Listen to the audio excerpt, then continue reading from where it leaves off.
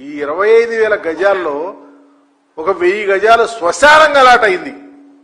ఇదిగో land pooling లో 9.22 form లో 163 బిలో ఆ సర్వే నంబర్లో శ్మశాన భూమి అని కంచర్ల శాంతి కిరణ్ ఆల్టర్నేట్ ల్యాండ్ ఇస్తే దాన్ని ఈ 25,000 గజాల్లో ఉంది. దాని దగ్గర మేము వెళ్ళటంలా.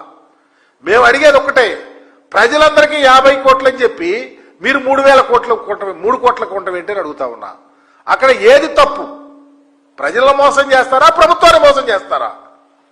సమాధానం చెప్పమని చంద్రబాబు గారిని అడుగుతా ఉన్నా. ఎందుకంటే మీరు తమ్మిని బిమ్మిని చేస్తారు.